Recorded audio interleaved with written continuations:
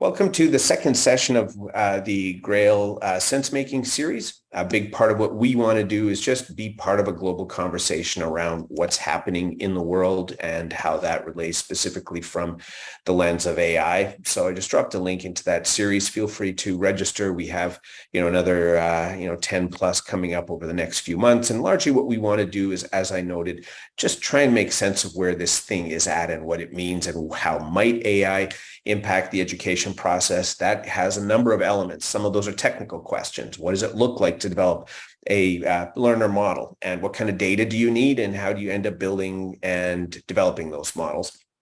There's other questions such as what are the power dynamics that sit behind it? What are the social effects of the use of AI in these settings? There are practical use things. What's the technology infrastructure that you need in order to make these things happen? And the list goes on and on. All of those are parts of the puzzle. So there's no really one perspective that's, this is the entirety. This is the thing that we know. There's a lot of interconnected pieces. And I'll drop a few links into this as Adrienne goes forward with her talk in just a couple minutes. So you can just track those as you're going.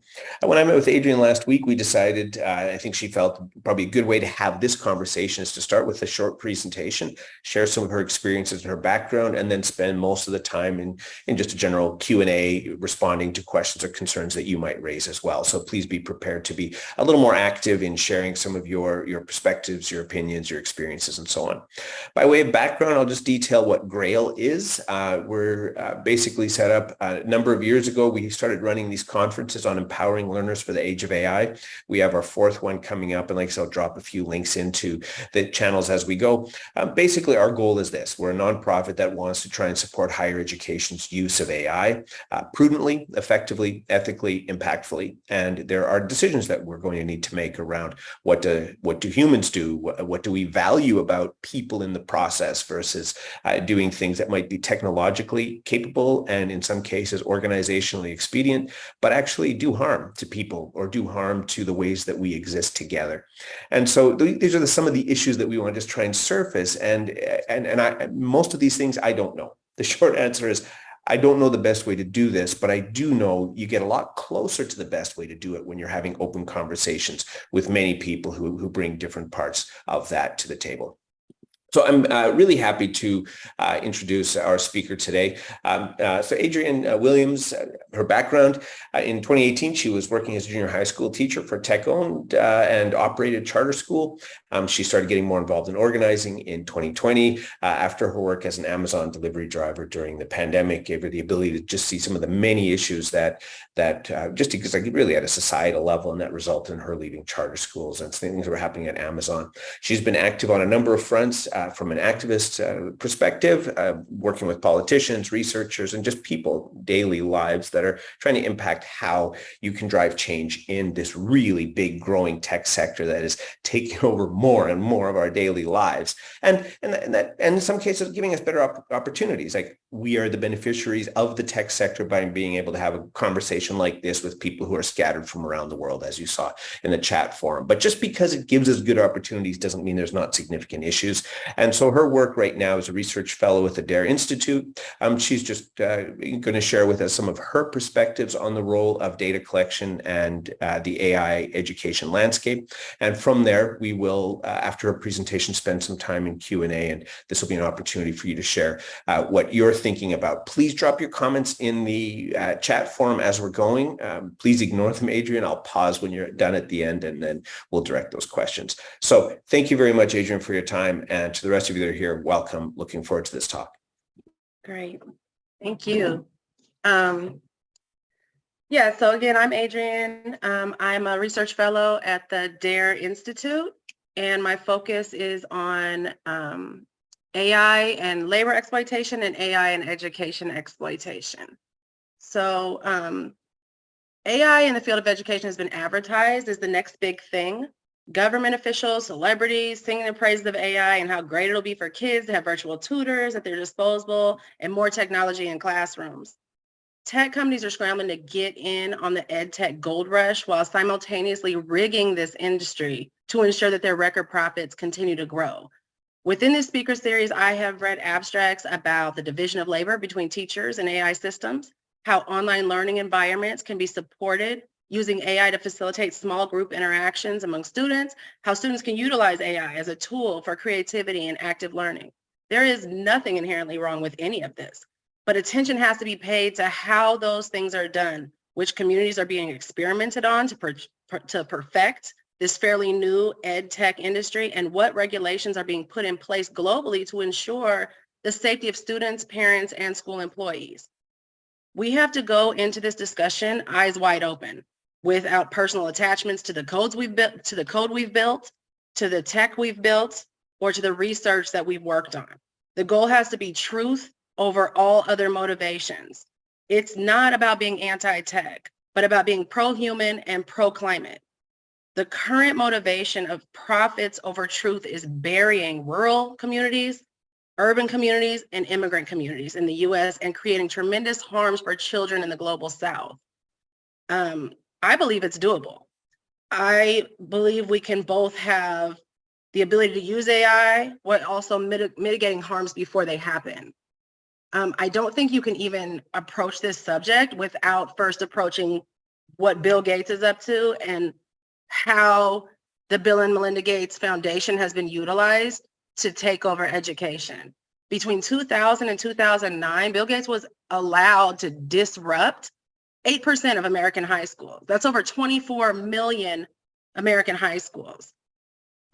His hypothesis was that if we break big schools up into little schools, he could close the education gap and stop violence at schools and raise test scores.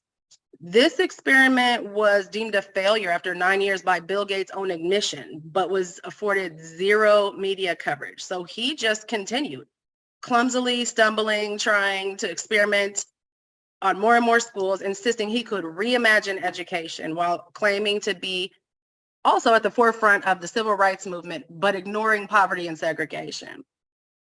This hit or miss style of experimenting on vulnerable students became the norm for corporate style reformers and privatization advocates. So one of the people that have been in the forefront of trying to raise alarm bell or ring alarm bells about the corporate charter movement and the ed tech industry has been Diane Radvich, who is our former Assistant Secretary of Education. She started out pro charter school and quickly found that there's much more under the surface than just wanting to help kids in education. And she says in her latest book, or one of her books, I can't say it's her latest, that this is the closest thing to an educational coup in history. Our education system is made up of around 14,000 local school districts. Most education policy is set at the state level, but Bill Gates has been able to underwrite a swift revolution. And then he talks about what their kind of feeling is about education and what their place is in it. So they say, you know, public schools are failing. We know it works. We're leading the civil rights movement of our era. Class size doesn't matter. Teachers should be paid more if students get high scores, and they should be fired if the students don't. Bad teachers are what caused the education gap. Teachers' unions are greedy and don't care about children. People who draw attention to poverty are just making excuses for bad teachers and failing schools. Testing works, accountability works, privately managed charter schools work. Closing schools with low test scores not only works, but closing schools with low test scores works. Online instruction works. Replacing teachers with online instruction works and cuts costs while profiting ed tech entrepreneurs who will spur further innovation. So some of the leading, there's about 6 main ed tech, sections: online tutoring, language learning platforms, interactive learning and gaming platforms, online learning providers, learning management, K through 12 online assessment products. Almost all of these are owned and operated by bankers, venture capitalists, CEOs, and mostly tech CEOs. So I was a teacher at Summit Public Schools, which is a group of 11 charter schools up and down the West Coast, California, and Washington. And Bill Gates has has invested over $35 million specifically to Summit Public Schools, but he has given grants to nearly every educational outlet in this country and in other countries. So the big thing that they're doing right now is gradient learning. Mark Zuckerberg is poised to take over the online learning platform section of this and has kind of been seen as the gold standard of online learning platforms. Gradient learning, they've changed the name so many times. It used to be Summit Learning Platform, then it was TLP, then it was something else, and now it's gradient learning. It's an online platform created exclusively for Summit Public Schools. And like I said, he's about to bypass Bill Gates as the leader in online learning platforms and is viewed by many, like I said, as the gold standard of personalized learning. Chan Zuckerberg touts the effectiveness of their platform and the educational benefits of personalized learning. When CEO Diane Taverner, Priscilla Chan, or Mark Zuckerberg speak about Summit's online learning platform, they say their program is meant to engage independent learners, that it's meant to encourage students to personalize their school experience so that they learn what they want to at their own pace. They claim their system is so effective, in fact, that their goal is to push this Summit personalized learning system out to every public school in the entire country free of charge. I was a teacher at Summit Tamalpais in Richmond, California for 2 years. I can assure you there is nothing personalized about this brand of education. Every student's required to complete the exact same project and the exact same lessons, or playlists is what they call those. In fact, the only thing students have control over is when and in what order they complete playlists. Though projects are assigned at a certain time during the year, students are given the entire year to complete them. Students have also gotten very savvy on ways to cheat the system. My kids, I don't know why they trusted me so much, but they would come up and tell me like, oh, Miss Williams, we cheat. I don't know what to do with that, because you tell the directors, you tell people, you talk to parents, but the system is set up how it is.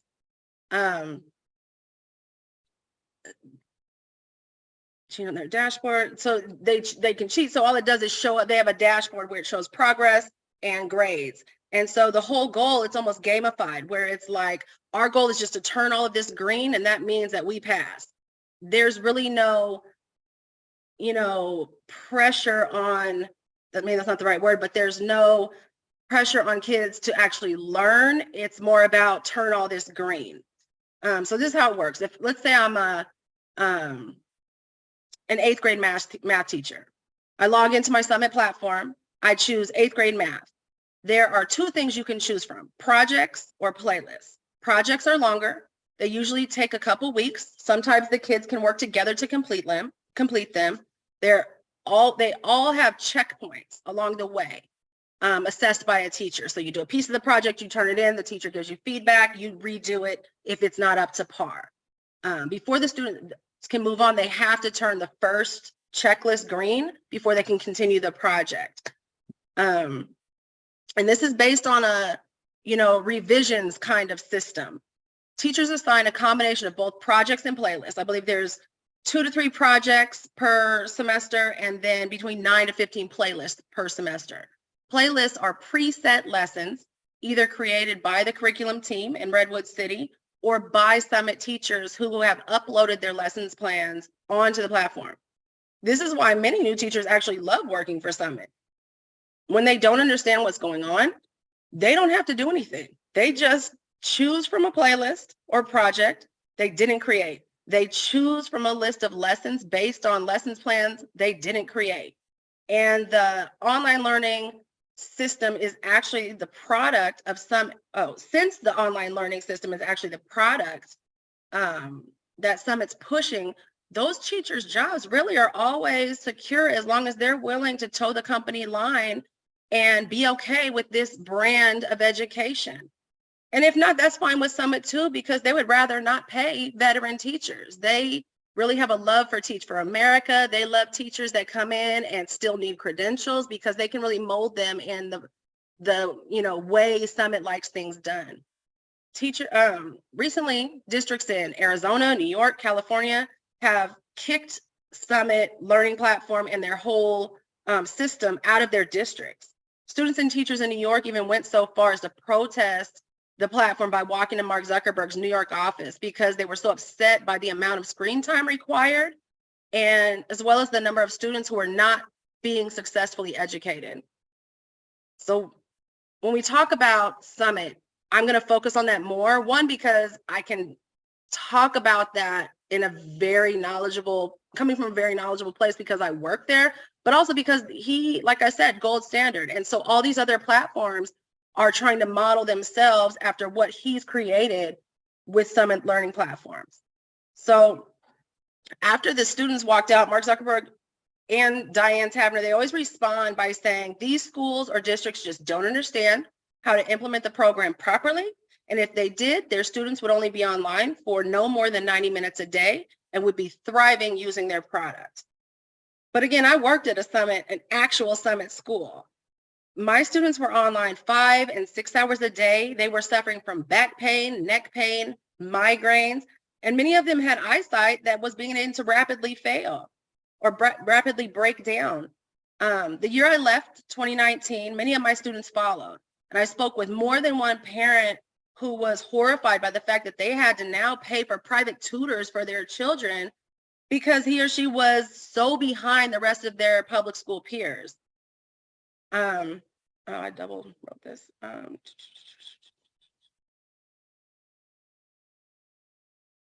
So the system really only works for a small subset of students who are already extremely motivated and could do this on their own, basically teach themselves on their own. And this is a problem throughout the charter movement, is that they highlight and spotlight the students who are at the top.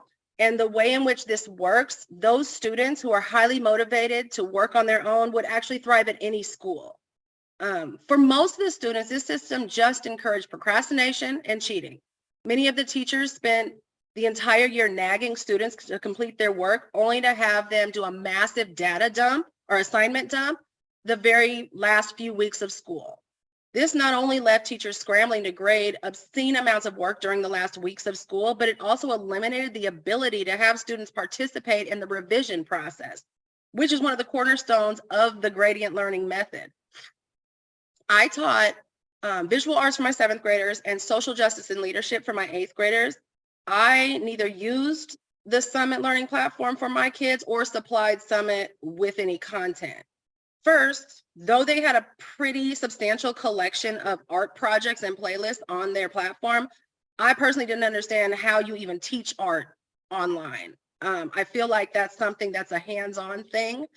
And so I just supplied my kids with all the art stuff and all the, I basically had to pay for all the art projects and all of the supplies. As an example, when it came to the social justice curriculum, it was just offensively bad. I mean, it was so bad. There was almost zero content. As an example, one category they had was social justice in sports. The only thing they had was one speech given by 4 NBA players, including LeBron James, at the, 2017-18 ESPY Awards. And that was it. No Jackie Robinson, no Arthur Ashe, no Muhammad Ali, no Colin Kaepernick or 1968 Olympics, nothing, just this one speech. When I started, I'd been promised support because I came in having passed the CBES, but without a credential. And I was very honest with them about that. And their response was, oh, it doesn't matter. You're just a electives teacher, so you don't have to be credentialed. When I got in there, though, I realized, science teachers weren't credentialed, math teachers weren't credentialed. So the main subject teachers were also not credentialed, which was really disturbing for me. So I had been promised a lot of support so that I could be like the best teacher I could be. But instead, I had been at home teaching myself how to create good lesson plans and a positive classroom environment. It was a ton of work. If I uploaded my plans, which is why I didn't upload my lesson plans for social justice, they would pretty much have been the only content on the social justice category. Anyone in the entire network could use it over and over and over until the end of time, and I would have never been compensated for my work. So when you go back to CZI, some of the bigger things is that, the undereducation, the physical harms, the mental harms, those are a big deal. But the other side of that is that our government is so behind on how to regulate and keep people safe that it's pretty much a free-for-all for these tech companies.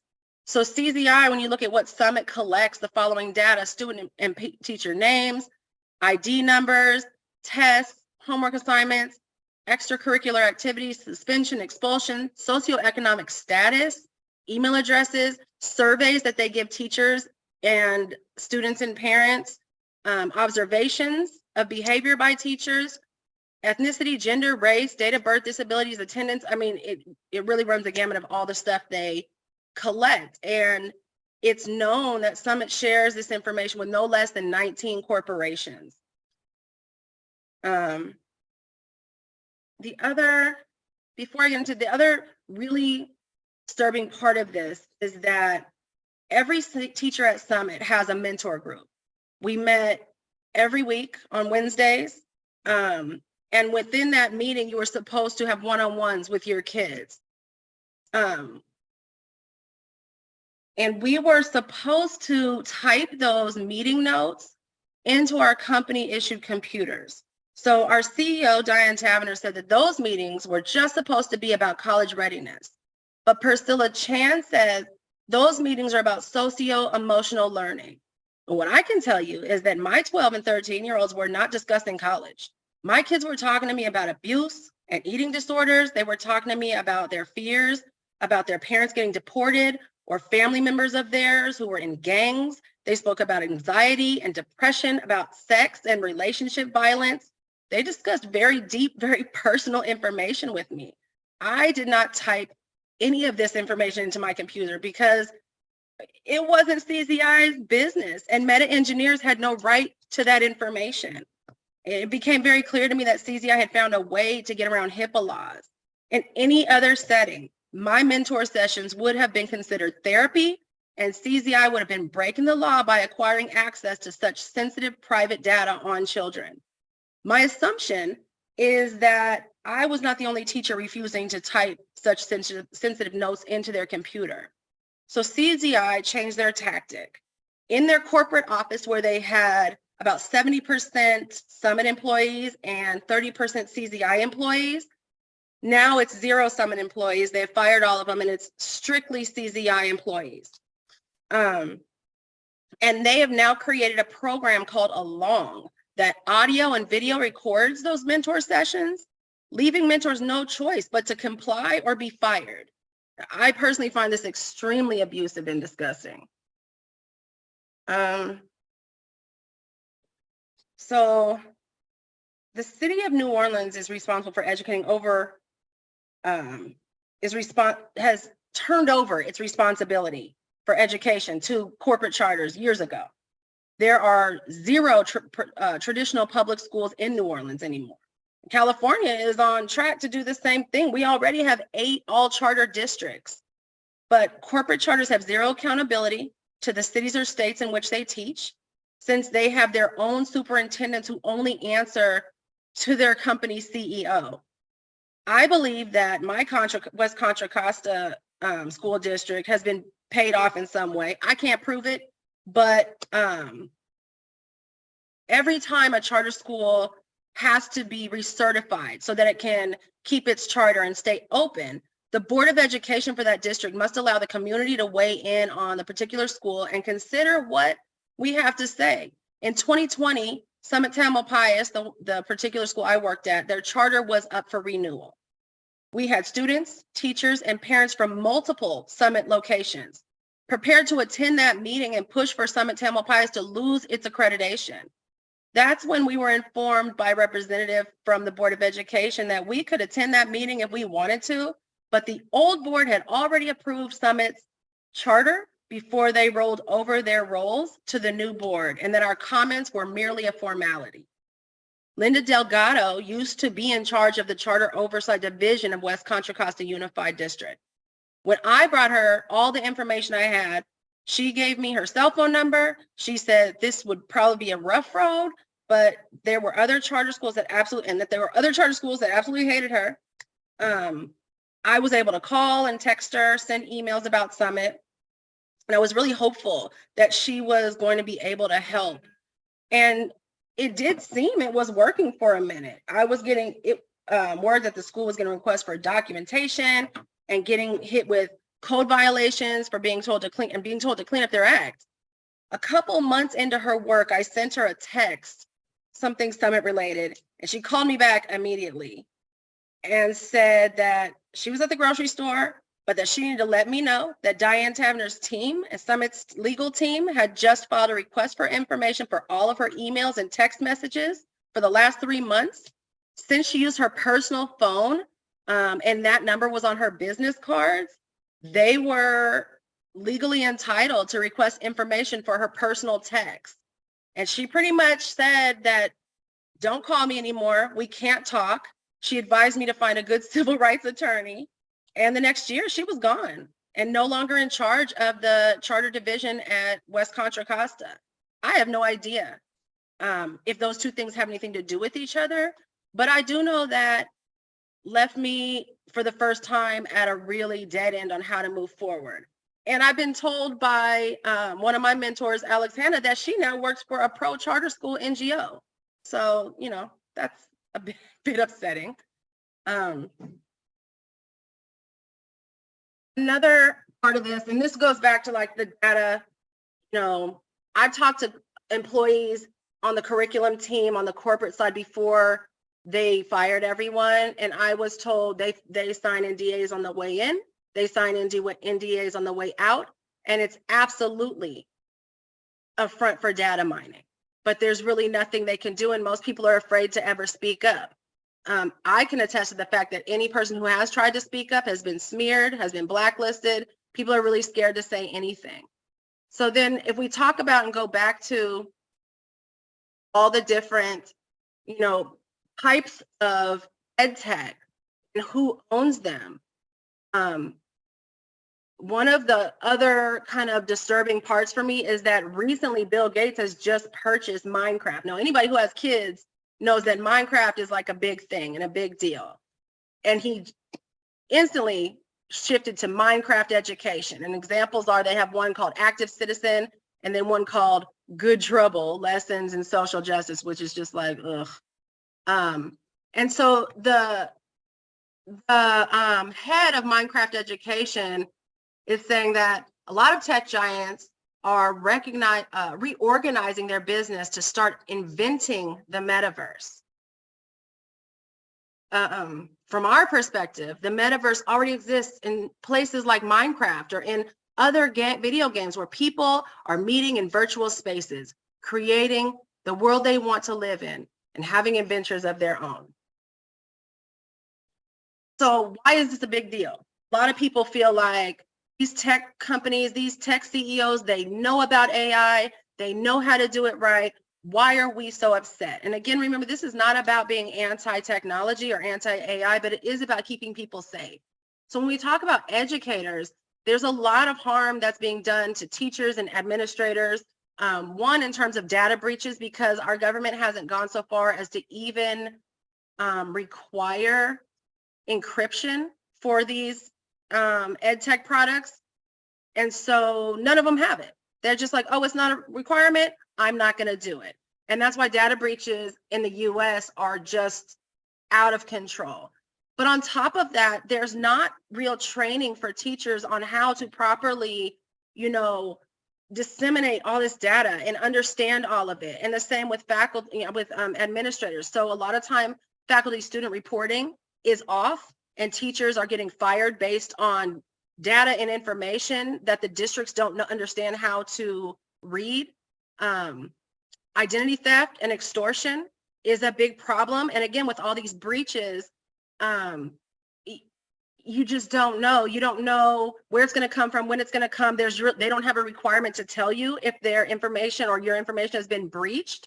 And this is an instance where it really doesn't matter if it's a super high wealthy district and wealthy students and parents, or a really low, low income area. Every school is getting hit if they have the ability to get hit. And it depends on which type of school, the type of data they pull. So like the richer, more wealthier schools are just having their social security numbers drained.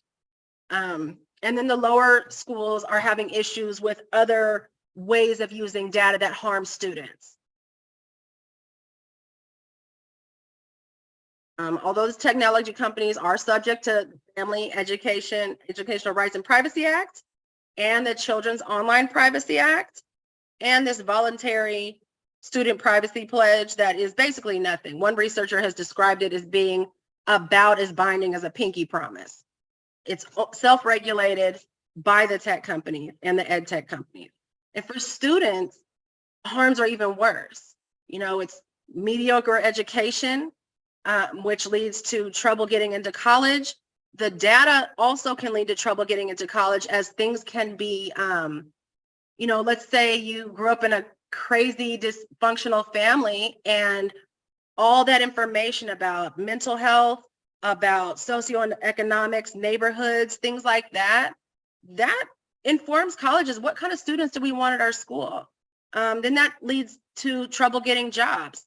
Also, students are little kids are having their credit scores ruined before they even have a chance to create a credit, for themselves, because so much information is being stolen from them. There's also problems with police targeting. Multiple districts have confessed to selling student data straight to the cops. And there's one sheriff in Florida who was literally making a possible criminals list based on student data that had been given to him from the superintendent. And getting something like a D in a class was enough to put a student onto that possible criminals list. His idea was that he was going to make profiles on these kids and then arrest them before they had the chance to commit a crime, which blows my mind and feels like that's not real. So again, this is not about saying all tech is bad. And I think that there are places for AI within the education system. Even after all this, I do not believe it has to be an all or nothing situation. I believe there's ways in which AI can be implemented into our public school systems in a way that could be extremely helpful and actually begin to reverse some of the harms caused by decades of neglect from our government. Part of the harms now is that in the push to replace teachers with AI and chatbots, the schools themselves are just lacking in adult supervision. And you hear rhetoric on both sides about how to fix this. And the scariest part to me is people that say we just need more cops. I worked in a school. We don't need more cops. What we need is more adults, just adults in the room. The more adults who are physically removed from school buildings every year, the more difficult and dangerous the job itself becomes for the remaining staff.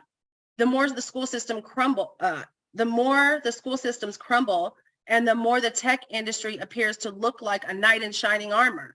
School districts are placing more and more trust in an industry whose motto has never stopped being move fast and break things. Not one of those tech leaders has placed their children in a school that implements this type of technology to teach their kids. I propose a different way of utilizing machine learning as an intervention in our failing school systems. I first start with the question of why do we need school districts the way they work currently? Why do we need these school boards and boards of education in their current state? What are they good for when parents are not considered, when children are not safe, and education and safety is not priority? I propose that instead of using AI to teach kids and eliminate teachers, we use AI to eliminate the bureaucracy. Every state should have a state superintendent. Every district can have one as well, and that's it. Then AI can be utilized as a means to acquire all of the state's educational laws, all of the specific district laws and bylaws, schools regulations and codes, any regulations pertinent or necessary to making sure schools run smoothly. Then all the money that would have been formerly spent on district employees can be allocated to every school having a, making sure a principal always has a vice principal, regardless of school size. Every school has enough teachers, and every teacher should have an aide. Every school would have enough mental health care and site supervisors, not cops, site supervisors, and nurses. Much of what the district does is systems and paperwork. What the staff inside the school building does is human engagement, teaching, and care work. AI can handle systems, data, and paperwork. Once it's trained on finding errors in education law or code violations, it can actually become a helpful tool to help schools run like clockwork. It can also help call out when there is a situation that appears alarming and may require intervention from admin. As it stands now, districts have automated those things, but there's no rhyme or reason to the automation, which can break trust with the community and create more harm and damage. I believe AI can be used to fix some of these issues as well. The way in which the system works now, a school in need of the most resources, one with kids experiencing the most trauma, with the kids under the poverty line experiencing the most food insecurity, with parents experiencing the most incarceration. A school who has the most kids in the foster care system, and thus will usually rank in the lowest percentile in terms of test scores, those schools have resources stripped from them. That school will have their resources stripped away as a form of punishment, which makes no sense. It is a backwards way of implementing resources. Districts are not rebellious teenagers purposefully failing tests. Clearly, a district with the worst test scores, when looking at their population and its needs in a complete picture, is not going to be better if funds are stripped away. If done in a mindful, purposeful way, if done in a way of wanting to uplift and truly make our whole country the best it can be, AI could be used to regulate every school by taking in all of the risk factors that make little ones act out. It can send alerts to schools for extra staff when families are having a hard time, or when a little one has lost a family member to incarceration or violence. It can be done in a way that's so gentle and so seamless that even the student doesn't realize that they're being helped. They just feel supported and loved. Families and students will no longer feel pressured and threatened as they do now. They will feel supported. And schools can begin to feel like an extension of the community instead of another threatening facility of oppression.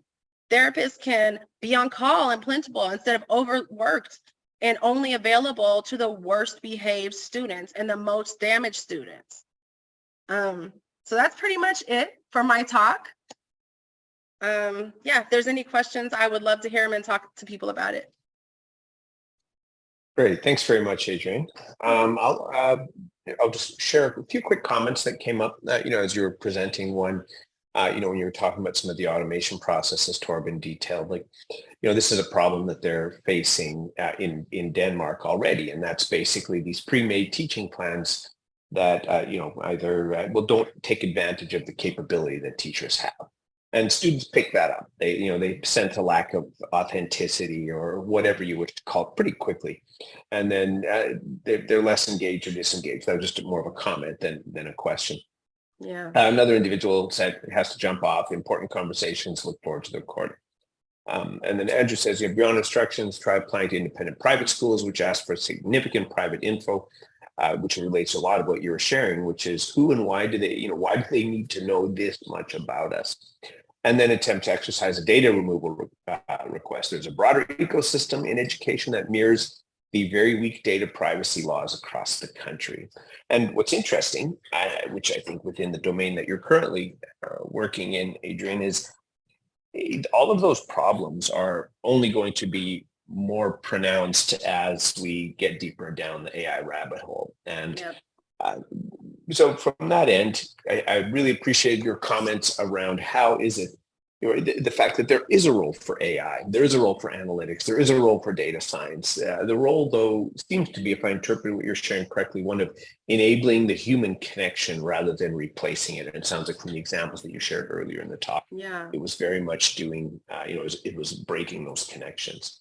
Yeah. So for those of you, any questions or comments, feel free to raise your hand. I'll give you the microphone. Otherwise, drop in comments in the discussion question area as well. And while we're waiting to see if there are questions, for you, Adrienne, are there organizations where these guys are doing it well? Like if you look at a tech company or a university or a school that's making use of this data, is there someone that you would point to and say, I like what they're doing, or this sort of embodies the values that we would like to see more of? Or is that a bridge too far at this point? You know, I don't have access to every single school doing their thing, but I haven't found any yet. And I recently, because West Contra Costa is where I live and where my daughter was going to school in a public school, I'm blessed to have this good job at DAIR because I pulled her out and she goes to a private school now and they don't have the kids on any technology. Now, I agree with the comment that there's all this other information that they get, and I'm sure there is some type of system that they put it in. So there's still access, but not the same access as when you have the kids online every day, all day. I haven't seen a district yet who doesn't have to use multiple of these systems. I have a friend who is kind of a vice principal. She is CMS. I don't know the name for it, but basically I say she's a vice principal. That's what it seems like she's doing. And I asked her, I said, what are you, this is an OUSD. I said, how many, can you add up for me? How many of these systems do you guys have to utilize between yourself, the parents, and the students on a yearly basis? And she's like, off the top of my head, I can count at least 15. This is 15 different systems with no, requirement to have protection that are just flooding the tech industry with all the information they could ever want and not caring that these breaches are just really harming, especially those who don't have the ability not only to speak up, but don't know it's happening. So you'll talk to people in their early 20s or, get into college. I don't know why I keep getting rejected for every single job. I don't know why I can't get into school. I've turned my life around. Look at my 12th grade year and how good I did. That should qualify.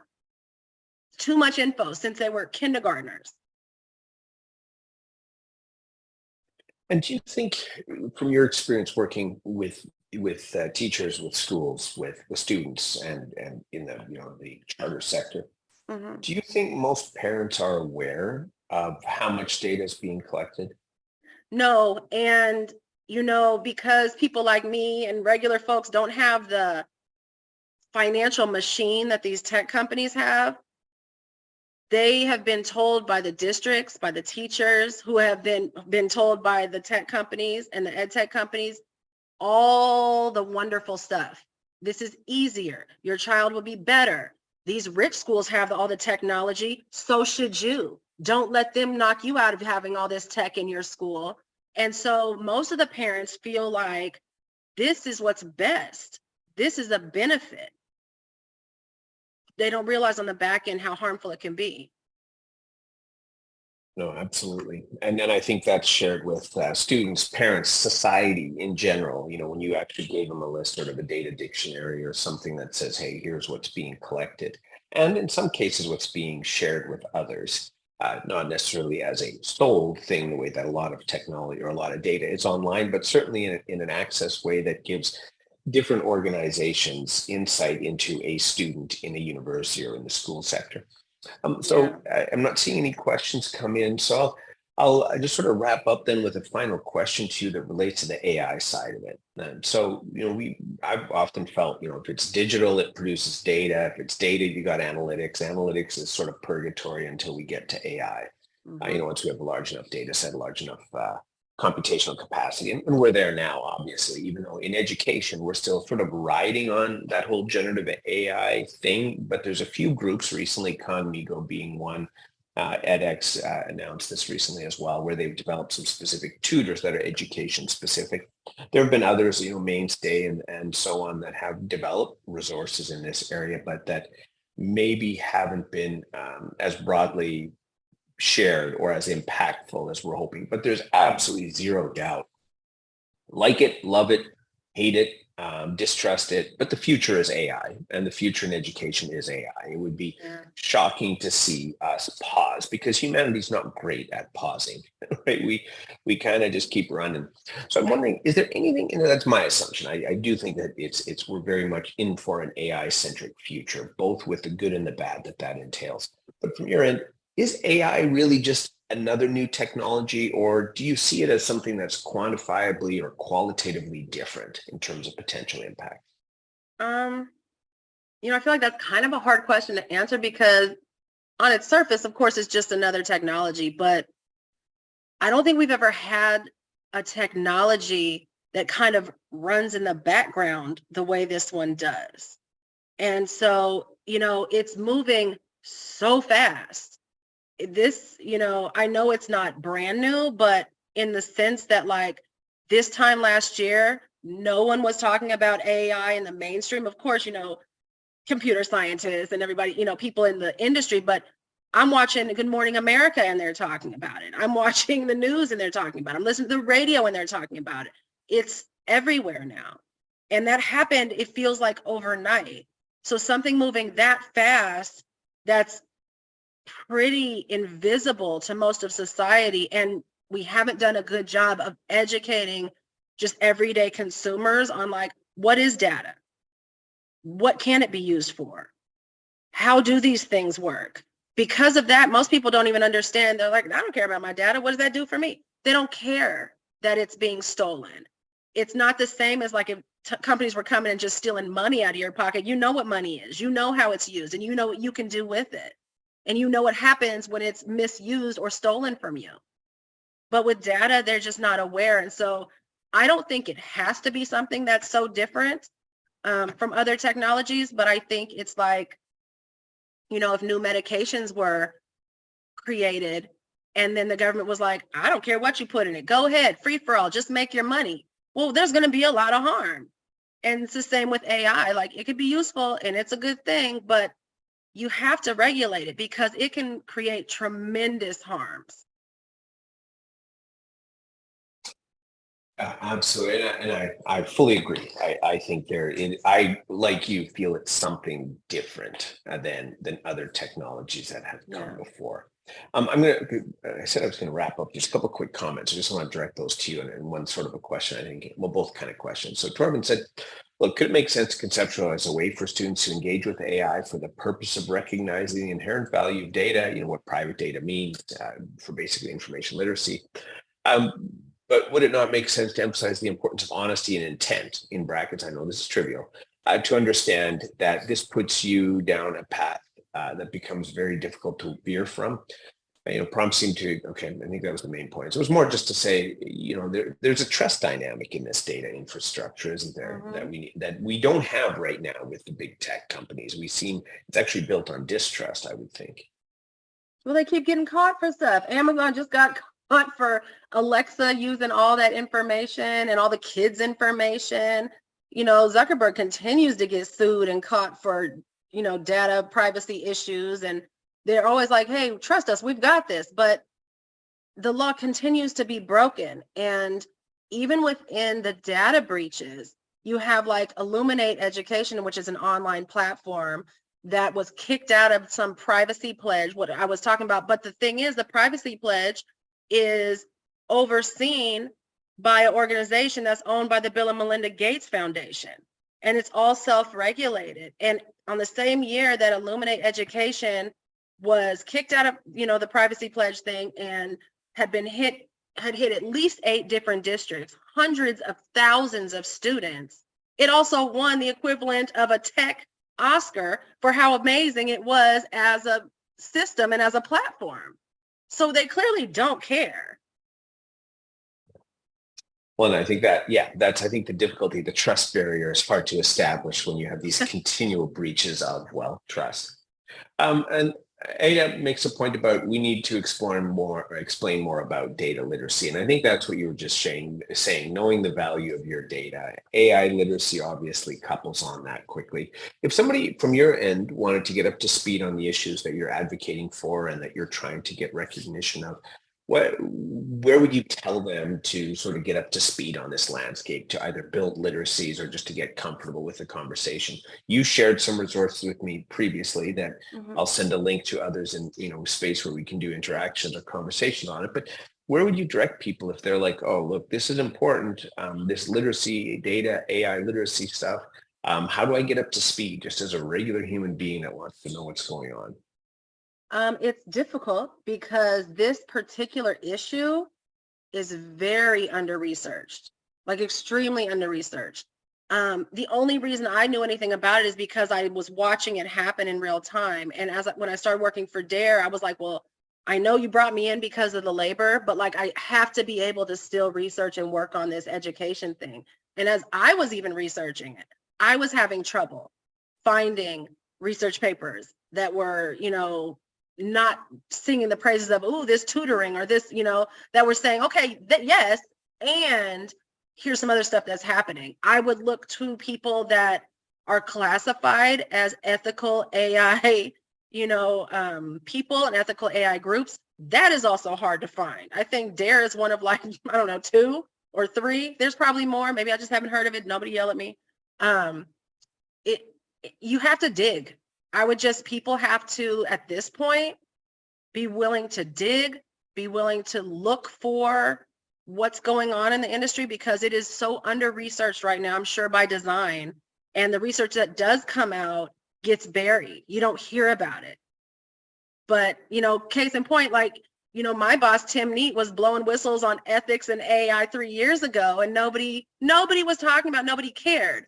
Elon Musk says, oh, we need to take a pause on this. And he's on Good Morning America the next day.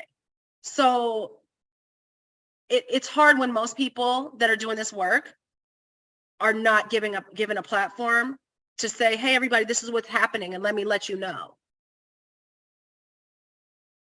Yeah, absolutely. And getting into that conversation, I think it's in some ways unfortunate that we can't say, hey, go to these 2 resources to get up to speed.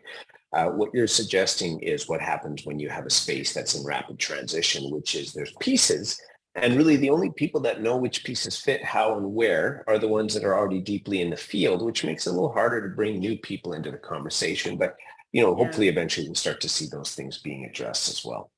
Well, on that note, thank you very much, Adrienne. It's really great to hear sort of your background, your insights, the challenges that are prevalent, the ways that we need to tackle those, or at least to start having a conversation around them. So thank you very much for the time joining us on this today.